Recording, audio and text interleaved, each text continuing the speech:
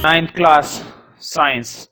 अभी तक मैंने बताया था कि साउंड के कुछ कैरेक्टरिस्टिक्स होते हैं। कुछ साउंड ऐसी होती है जो काफी लाउड होती है। लाउड मतलब काफी हैवी साउंड होती है, जो बहुत ही ज्यादा ईको प्रोड्यूस करती है। जैसे कि किसी व्यक्ति की आवाज बहुत भारी होती है, या अगर कोई ड्रम होता है, जब हम उस ड्रम को बीट करते हैं, बजाने वाला जो ढोल होता है, जब उसको बीट किया जाता है, तो जो उससे साउंड प्रोड्यूस होती है वो बहुत ही ज्यादा लाउड होती है। लेकिन उसके मुकाबले अगर हमारे पास एक पतली सी डंडी है, उसको हम बीट करेंगे, टच करेंगे इस तरह से, तो इस तरह की जो साउंड प्रोड्यूस होगी वो काफी बारीक होगी, मतलब उसकी इंटेंसिटी बहुत ही कम होती है। तो कुछ साउंड होती है जो बहुत ही लाउड होती है, हैवी होती है, और कुछ साउंड बहुत ही बारीक होती है, सेंसिटिव होती है, पतली होती है। इसी तरह से साउंड की पिच में भी फर्क होता है, और अलग अलग तरह की साउंड की क्वालिटी भी होती है। तो मैंने लास्ट क्लास में कुछ कैरेक्टरिस्टिक्स बताए थे, साउंड के 3 कैरेक्टरिस्टिक्स बताए थे, लाउडनेस और इंटेंसिटी।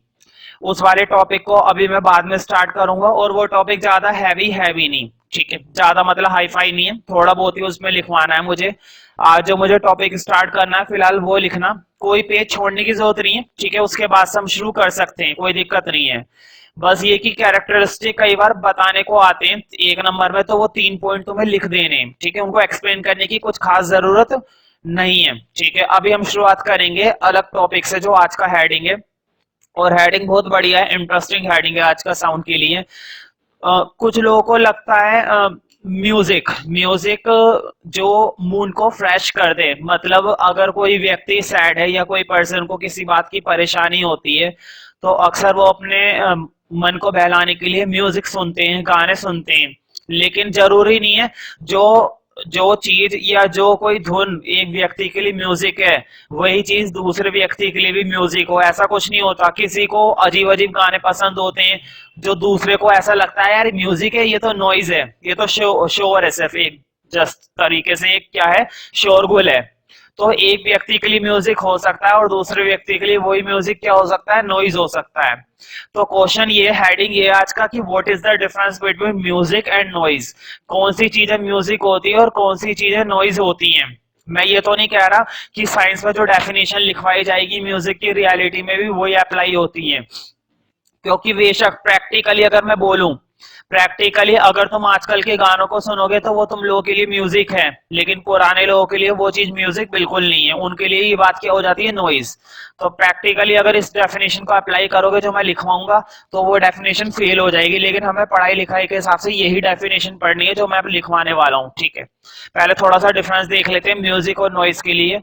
तो आज के लिए फर्स्ट हेडिंग डाल देना, म्यूजिक एंड नॉइज।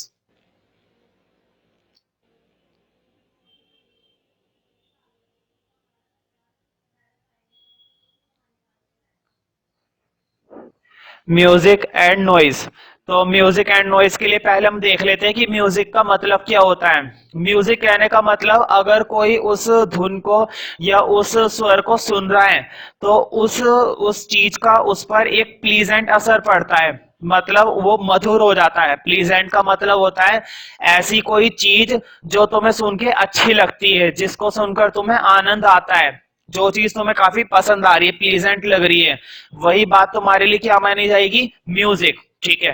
तो म्यूजिक की जब हम बात करते हैं तो सुनने वाले पर इसका कैसा असर होता है, प्लीजेंट। प्लीजेंट का मतलब होता है आनंदमयी, जिसे सुनकर हमें अच्छा लगता है, फ्रेश फील होता है। लेकिन बताओ, क्या नॉइस की भी यही परिभाषा होती है। नॉइस की खासियत ये होती है कि सुनकर अच्छा लगे।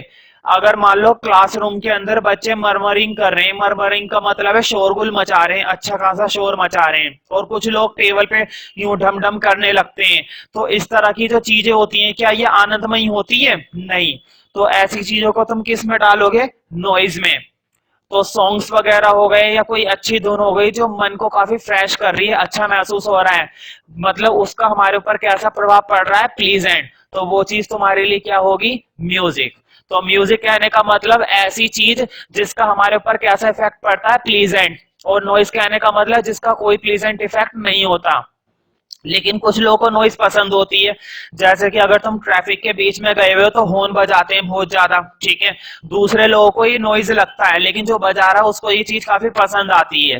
तो रियल में तो ये डेफिनेशन अप्लाई नहीं हो पा रही, तो लिखने के हिसाब से ही तुम्हें डेफिनेशन पढ़नी है। बेसिकली म्यूजिक कहने का मतलब ऐसी कोई धुन या ऐसे कोई सुर जो हमारे दिमाग पर एक प्लीजेंट इफेक्ट डालता है।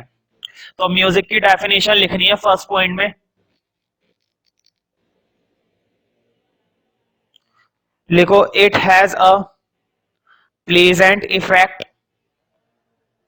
It has a pleasant effect on the listener. On the listener. Listener का मतलब जो उस म्यूजिक को सुनने वाला व्यक्ति है, लिसनर का मतलब होता है सुनने वाला। It has a pleasant effect on the listener.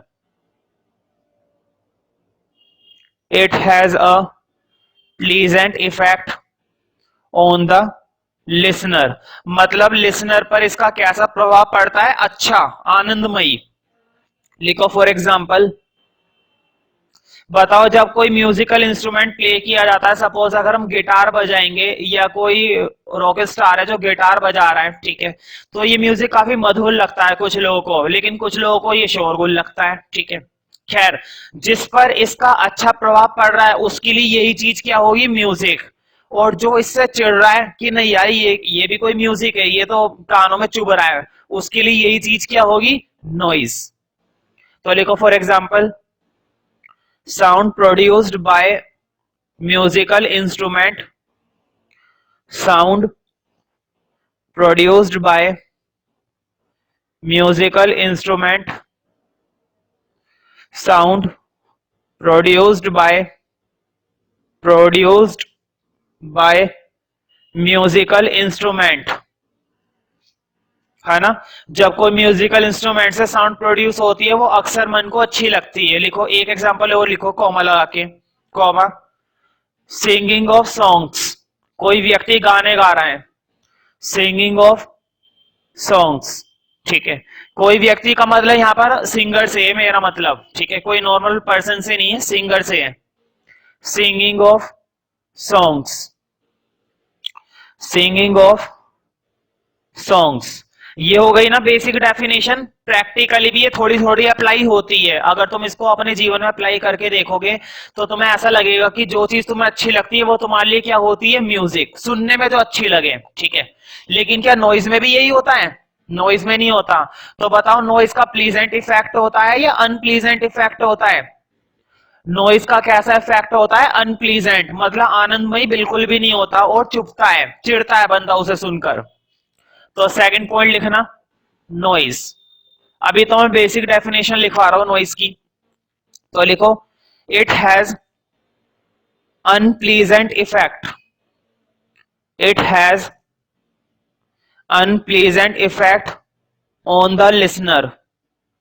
It has unpleasant effect on the listener, मतलब इसका कैसा प्रभाव पड़ता है? अनप्लीजेंट। लिसनर के ऊपर इसका कैसा प्रभाव पड़ता है? अनप्लीजेंट, वो चिढ़ता है, ठीक है।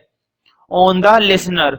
लिखो फॉर एग्जाम्पल, बताओ क्लास के अंदर बच्चे शोर मचाने में लग रहे हैं, टीचर के लिए ये क्या माना जाएगा? नॉइज, ठीक है।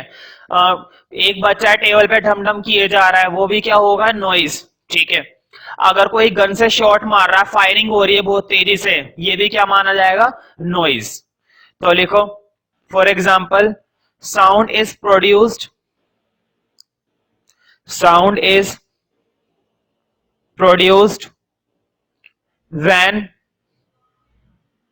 sound is produced when a shot is fired, when a shot is fired, मतलब जब एक गोली चलाई गई है। शॉट इज फायर्ड का मतलब है गोली चलाना। when a shot is fired from a gun, from a gun, when a shot is fired from a gun. तो इस तरह की जो साउंड होती है वो अक्सर हम क्या कहते हैं उसको, नॉइज। कॉमा, एक एग्जांपल लो, लिखो कॉमा लगा के, murmuring of students. Murmuring, murmuring का मतलब होता है बच्चों के द्वारा शोरगुल, जो वो क्लासरूम में अक्सर करते हैं, तुम लोग भी करते हो। Murmuring of students in the class, murmuring of students in the class, murmuring of students in the class, मतलब बच्चों के द्वारा जो शोरगुल किया जाता है क्लासरूम में उसकी बात हो रही है, murmuring of students in the class. एक एग्जांपल और लिख लो, and thumping of a table, and thumping, thumping का मतलब टेबल को ठप ठप इस तरह से बजाना, ठीक है। कुछ लोगों में कुछ ज्यादा ही जोश होता है और खाली समय भी होता है तो लगे रहते हैं। Thumping of a table etcetera, boys ये काम ज्यादा करते हैं, थम्पिंग ऑफ अ टेबल, ठीक है। तो नॉइज और म्यूजिक के बीच में थोड़ा बहुत डिफरेंस क्लियर हो गया होगा। अब साइंस के अकॉर्डिंग देखते हैं कि साइंस के अकॉर्डिंग डेफिनेशन क्या होती है। तुम्हें मालूम है ना, साइंस तो सिंपल सी बात बोलती है, अगर कोई साउंड प्रोड्यूस हो रही है तो वो एक वेव बनाएगी। अगर कोई सी भी साउंड प्रोड्यूस हो रही है तो वो क्या बनाती है, वेव। अब देखो साउंड वेव किस तरह से एक्सप्लेन करेगी म्यूजिक को और नॉइज को। साइंस कहती है अगर कोई चीज म्यूजिक में है तो वो अपने रेगुलर इंटरवल के हिसाब से चलेगी, एक नियमित रूप से, रेगुलरली, ठीक है, बहुत ही सॉफ्ट तरीके से, ठीक है। मतलब उसका जो इंटरवल होता है वो फिक्स होता है, एक पर्टिकुलर टाइम के बाद नीचे और एक पर्टिकुलर टाइम के बाद ऊपर, फिर पर्टिकुलर टाइम के बाद नीचे, फिर पर्टिकुलर टाइम के बाद ऊपर। तो म्यूजिक का एक पर्टिकुलर तरीका होता है मूव करने का, कोई ऊपर नहीं कोई नीचे नहीं। लेकिन नॉइज, नॉइज में एक पर्टिकुलर मेथड नहीं है, नॉइज अक्सर चुपती है। तो नॉइज का ग्राफ बनाएंगे तो कुछ नहीं पता चलता, कुछ पर्टिकुलर ग्राफ नहीं है इसका कब कैसा हो जाए, ठीक है। तो दिखने में पता चल रहा है, अब तुम्हें रफली पता चल रहा होगा कि हाँ भाई ये लग रहा है कुछ म्यूजिक, ये कहीं से म्यूजिक दिख रहा है, ये साफ पता चल रहा है कि नॉइज है। तो ग्राफ ही मैंने ऐसा बना दिया है कि तुम्हें क्लियर हुए, ठीक है। और वैसे भी साइंस के अकॉर्डिंग जो डेफिनेशन बताई गई है म्यूजिक की वो यही है। म्यूजिक कहने का मतलब है ऐसी साउंड वेव जो रेगुलरली एक अपने तरीके से चले, मीडियम में चले, ठीक है। नॉइज की तरह नहीं, कभी भी कुछ भी हो जाए। बताओ ये रेगुलरली इंटरवल है क्या कोई, कहीं पे भी रेगुलरिटी नहीं दिख रही, कहीं पे कुछ कहीं पे अजीब सा, यहाँ पर एक रेगुलर फॉर्म है, ठीक है। तो म्यूजिक कहने का मतलब ऐसी साउंड वेव जिसकी एक रेगुलर वेव होती है विद रिस्पेक्ट टू टाइम, और यहाँ पर कोई रेगुलर वेव नहीं होती विद रिस्पेक्ट टू टाइम, ठीक है। तो हम अब रियल डेफिनेशन लिखेंगे साइंस के अकॉर्डिंग जो होती है, ठीक है। तो इसको अभी ड्रॉ करने की जरूरत नहीं है, अभी मैं बनवा दूंगा दोबारा, अभी तो मैं रब कर रहा हूँ।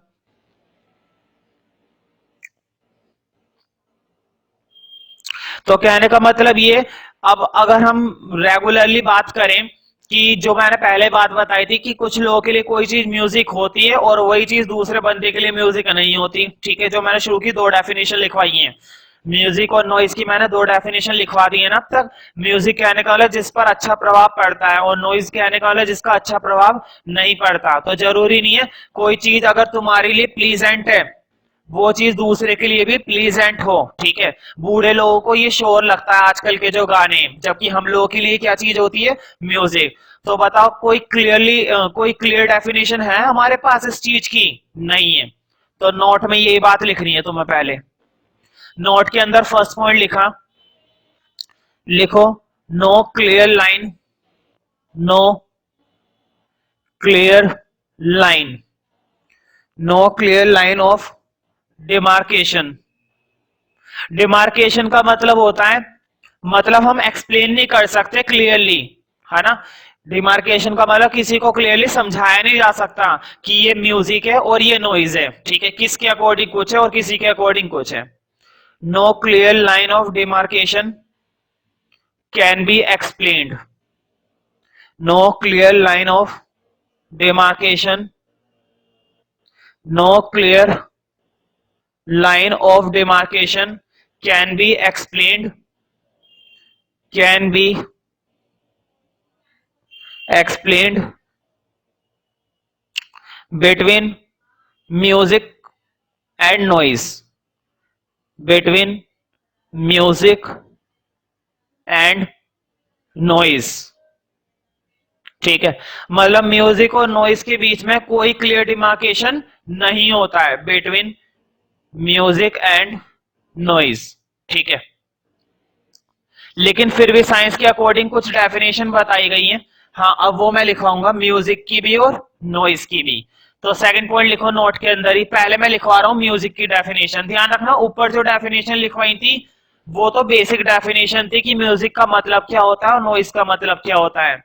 अब मैं साइंस के अकॉर्डिंग डेफिनेशन लिखवाऊंगा कि साइंस के अकॉर्डिंग म्यूजिक की डेफिनेशन क्या होनी चाहिए। तो अभी मैंने बताया था साइंस तो म्यूजिक को भी किसमें रिप्रेजेंट करेगी, साउंड वेव में, और ऐसी साउंड वेव जिसका एक रेगुलर पैटर्न है, एक तरीका है पास होने का, जो ना तो कभी ज्यादा हो रही है ना जो कभी कम हो रही है, एक पर्टिकुलर मीडियम मेंटेन कर रखा है उसने, वही चीज हमारी क्या होती है, म्यूजिक। तो इस बात को लिखो, a musical sound consist of A musical sound consists of a series of sound. Consists of a musical sound consists of a series of sound. Consists of a series of sound impulses. Sound impulses. Impulses का मतलब वही है ध्वनि, waves, sound waves. Series of sound impulses following each at a regular intervals, following each at a regular intervals, following each at a regular intervals of time, regular intervals of time without। और मुझे बताओ sound में क्या कभी अचानक से एकदम से कोई चेंज हो जाता है, यूं एकदम से कभी कोई चेंज नहीं होता, रेगुलरली चलता रहेगा। अगर चेंज होगा तो धीरे धीरे मेंटेन होगा, एकदम से नहीं। ठीक है, इस तरह से ऐसा नहीं हो सकता, यूं धीरे धीरे मेंटेन होगा अगर होगा तो, इस तरह से। ठीक है, इसको हम कहेंगे म्यूजिक। ये कहीं से भी म्यूजिक नहीं है। ठीक है, ऐसे ड्रॉ करने से मार्कर वेस्ट होते हैं, बस इससे ज्यादा कुछ नहीं होता। Following each at a regular intervals of time without any sudden change, without any sudden change, मतलब बस इसमें सडन चेंज नहीं होता है, अचानक से कोई चेंज नहीं होता। अगर चेंज होगा भी तो इस तरह से होएगा धीरे धीरे, एकदम से चेंज नहीं होता। सडन का मतलब होता है अचानक से। Without any sudden changes in the amplitude, in the amplitude. हाँ, एम्पलीट्यूड का सिंपल शब्द लिख लेना ब्रैकेट में, लाउडनेस। मतलब अगर किसी सॉन्ग के अंदर लाउडनेस चेंज होगी तो धीरे धीरे होगी, एकदम से कुछ नहीं होता। ठीक है, अगर एकदम से हो रहा है तो फिर वो नॉइज में आ जाएगा। Without any sudden changes in amplitude मतलब लाउडनेस, हैवीपन उसमें। तो इस तरह की जो साउंड होती हैं, इस तरह की जो साउंड वेव होती हैं, उनको हम बोलते हैं म्यूजिक। ठीक है, without any sudden changes in the amplitude. ठीक है, लिखो। हमेशा ध्यान रखना, म्यूजिक की एक खासियत भी होती है, इनकी फ्रीक्वेंसी बहुत हाई होती है, इनकी फ्रीक्वेंसी बहुत ज्यादा हाई होती है हमेशा। तो लिख लो, such sounds, such sounds have high frequency, such sounds have high frequency। इस तरह की जो म्यूजिक होते हैं, साउंड वेव होती हैं, इनकी फ्रीक्वेंसी हमेशा तुम्हें हाई मिलेगी नॉइस के मुकाबले। साउंड की फ्रीक्वेंसी म्यूजिक में ज्यादा होती है नॉइस के मुकाबले। अब एक रफ डायग्राम बना लेते हैं। हाँ, इस डेफिनेशन के बाद तुम्हें डायग्राम बनाना है। और ध्यान रखना, अगर बाय चांस म्यूजिक की और नॉइज की डेफिनेशन आती है तो तुम्हें ये नोट वाली लिखनी है जो अब लिखवाइए, ऊपर वाली मत लिखना। वो तो बेसिक आइडिया था जो रियल लाइफ में भी अप्लाई होता है, लेकिन ये साइंटिफिक डेफिनेशन लिखनी है। ग्राफ बनाने को आता है तो ग्राफ भी बना देना।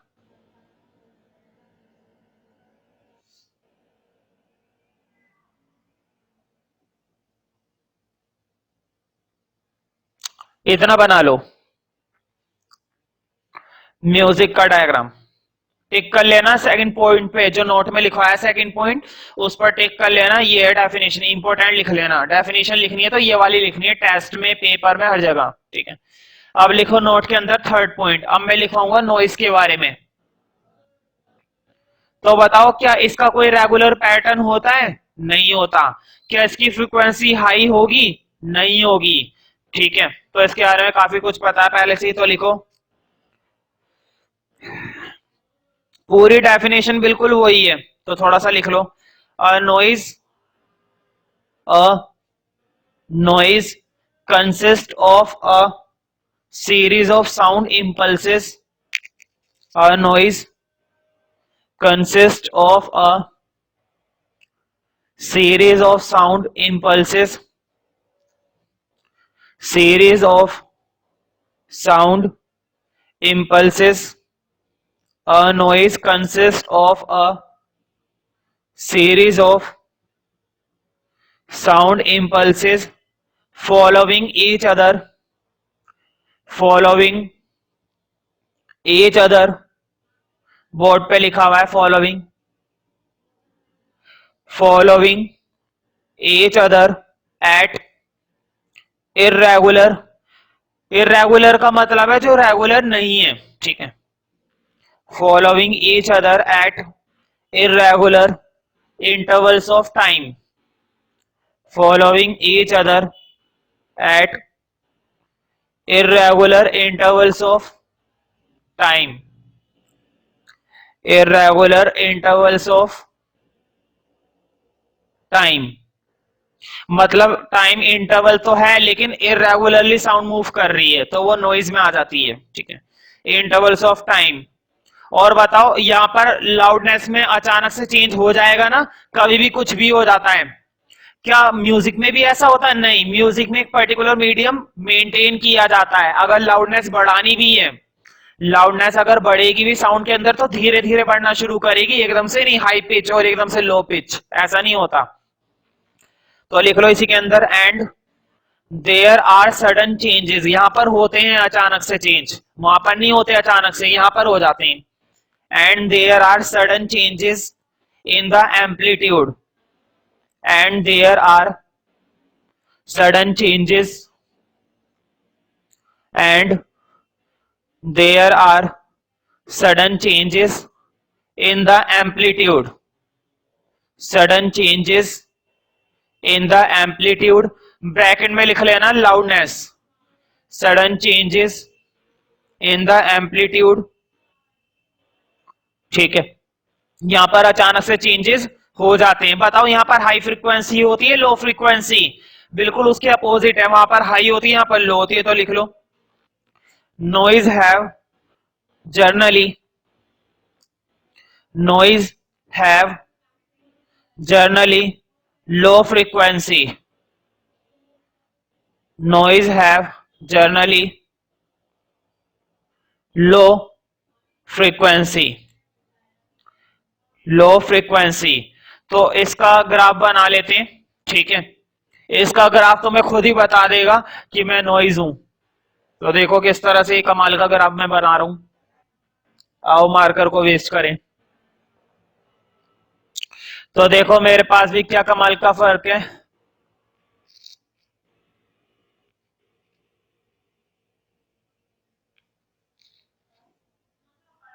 जरूरी नहीं बिल्कुल एग्जैक्टली ऐसे ही बनाऊं जैसे मैं बना रहा हूं। ठीक है, समझ गए होंगे मैं क्या कहना चाह रहा हूं, क्योंकि लाउडनेस है ना, यहां पर तो कुछ भी हो जाता है नॉइज में। मैं भी रफली बना रहा हूं, ऐसी कोई वो बात नहीं है।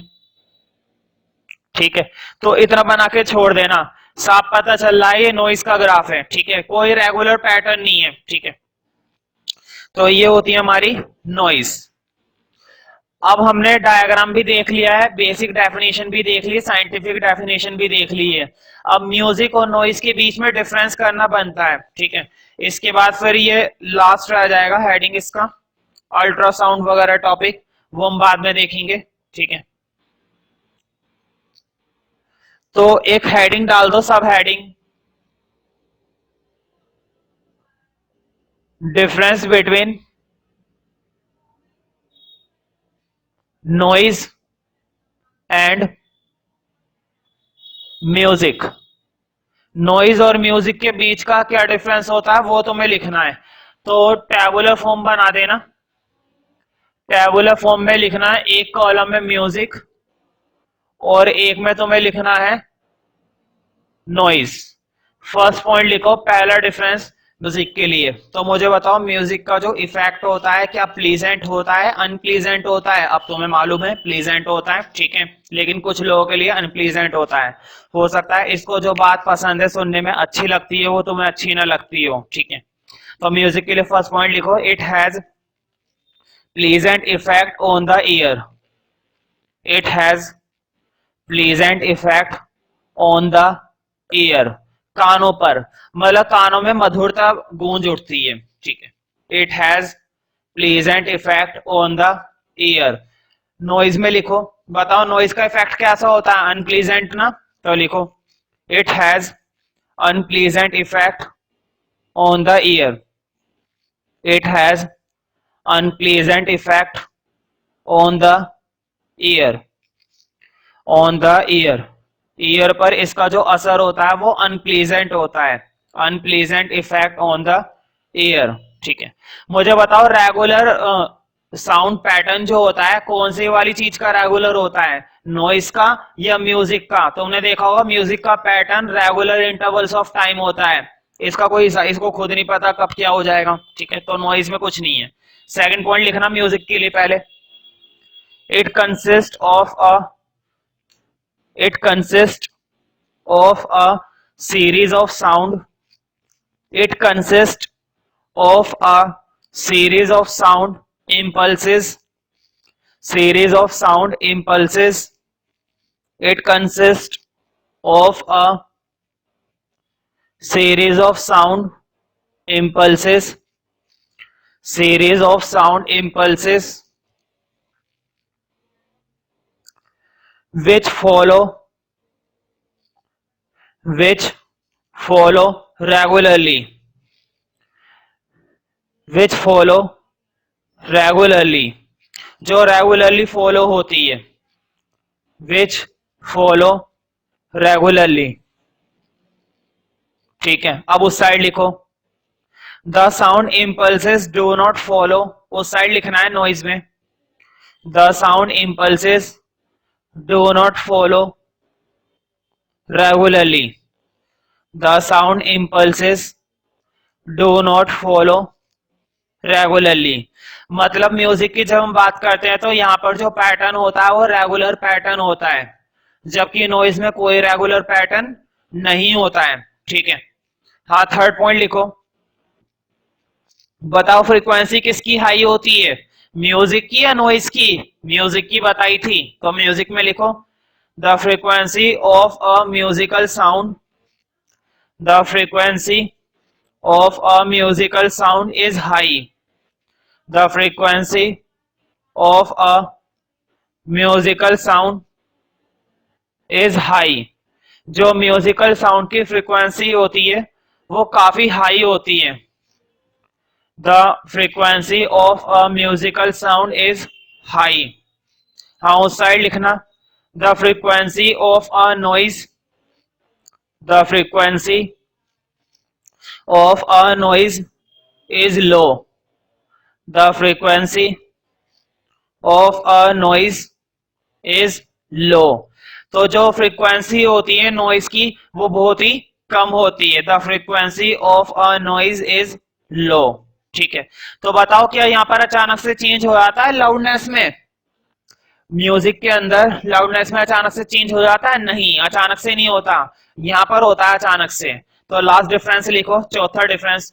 तुमने देखा होगा जितनी भी डेफिनेशन मैंने इन दोनों की लिखवाई है, म्यूजिक और नॉइज की, उन दोनों डेफिनेशन के बेस पर ही मैंने क्या बनवा दिया, पूरा डिफरेंस, है ना।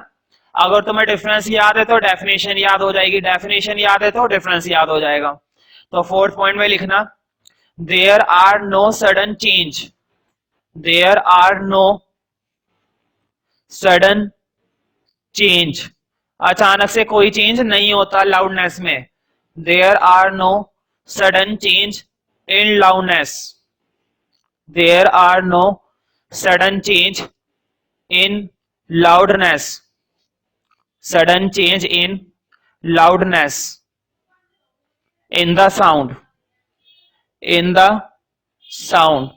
हाँ इस साइड लिखो, there are usually, there are usually, usually का मतलब होता है अक्सर, यहाँ पर अक्सर चेंज हो जाता है, अचानक से बहुत बार चेंज मिलता है, ठीक है। there are usually, there are usually sudden changes in the loudness, there are usually sudden changes in the loudness, sudden changes in the loudness, यहां पर अचानक से चेंज हो जाते हैं, ठीक है। तो अब हम अगला हेडिंग देखेंगे, reflection, reflection of a sound. तुमने देखा होगा, वैसे देखा तो खैर नहीं है, सुना होगा, क्योंकि बात साउंड की हो रही है, देखा किसने, है ना, मैंने भी गलत बोल दिया, देखा होगा, ठीक है। देखा थोड़ी ना होगा, वो तो मैं तुम्हें 10th क्लास में बोलूंगा, जब मैं लाइट पढ़ाऊंगा, लाइट में मैं बोलूंगा हाँ तुमने देखा होगा, ठीक है। फिलहाल मैं बोलता हूँ कि तुमने सुना होगा, साउंड के लिए पढ़ रहे हैं हम, चैप्टर कौन सा पढ़ रहे हैं, साउंड, ठीक है।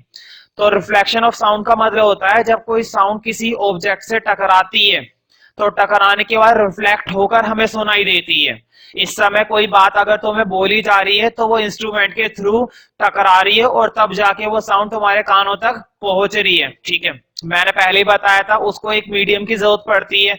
मीडियम कहने का मतलब गैसेस, उसे गैसेस के सहारे वो साउंड हमारे कानों तक पहुंचती है। अगर उसको वो गैसेस ना मिले तो क्या वो साउंड पहुंचेगी, नहीं पहुंचेगी, ठीक है। तो एक्टिविटी मैं थोड़ा सा ड्रॉ कर रहा हूं, तुम लोग भी थोड़ा ड्रॉ करना, वीडियो पोज करके ड्रॉ कर लेना, पहले मैं कर देता हूं।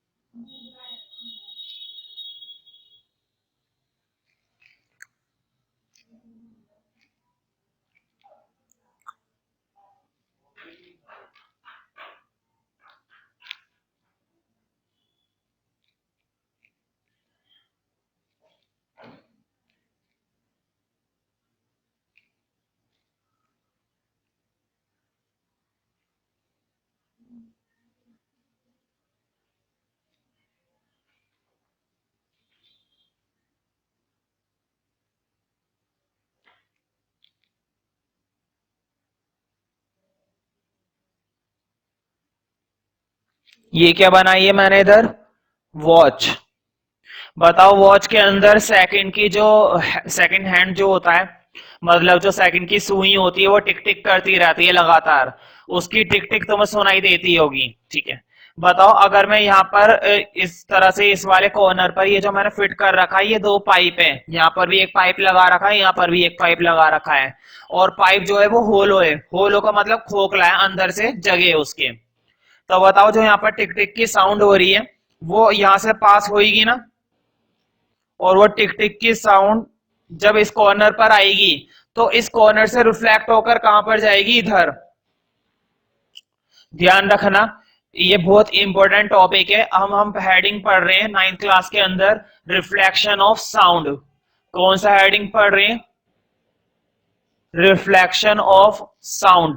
कहने का मतलब ये है कि साउंड जब किसी चीज से टकराती है, जब साउंड किसी भी ऑब्जेक्ट से टकराती है तो वो रिफ्लेक्ट होती है। रिफ्लेक्ट का मतलब होता है अपनी दूसरी डायरेक्शन में जाती है, उस डायरेक्शन में नहीं जाएगी, रिफ्लेक्ट होने के बाद दूसरी डायरेक्शन में जाएगी।